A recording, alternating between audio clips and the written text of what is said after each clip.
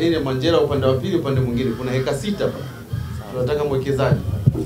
Ni katikati ya mji. Tuna eneo lingine hapa chini hapa. Linaweka kama 2. Na hili hapa la jiji. Hapa ndo tulivyo tumesimama hapa. Kwa maana yake mkiamua kuwekeza na siku zinaenda, kwa sababu hapa ni pazuri sana hapo katikati ya mji. Na ndio maana hata maonyesho tumeweka hapa. Maana yake ni mjini.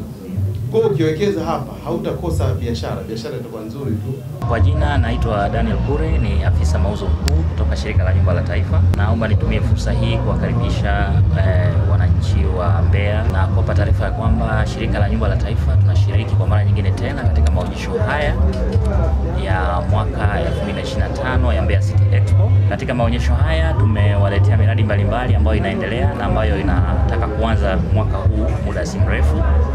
Mradi unaoendelea sasa ni mradi wa Kawe 711 kule Dar es Salaam. Ni mradi wa makazi wenye vyumba 3, vyumba 2 na vyumba 4. Lakini pia tuna mradi wa Samia Housing Scheme ambao unakuja awamu ya pili.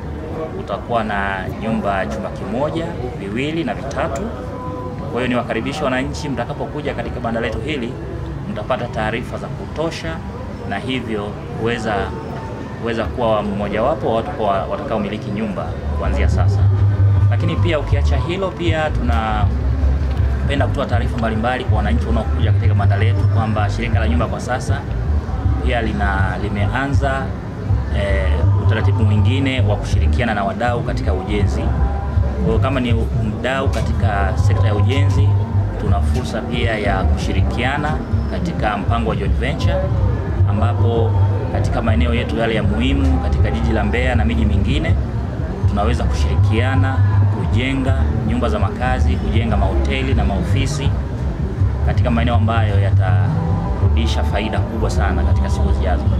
Kwa hiyo pamoja na hilo, pia Shirika la Nyumba sasa hivi tunajihusisha na ujenzi, tunajihusisha pia na ushauri katika ujenzi na mambo mengine mengi. Kwa hiyo utakapofika katika banda letu kuna taarifa nyingi ambazo tutazipata. Kwa hiyo tunakaribisha wananchi wenye maswali ambao kuna mambo ambayo wanahitaji kutuyafanyie kazi. Karibuni katika banda letu na tutafanyia kazi. Kwa mara nyingine niwakaribishe sana katika maonyesho haya katika banda la Shirika la Nyumba la Taifa.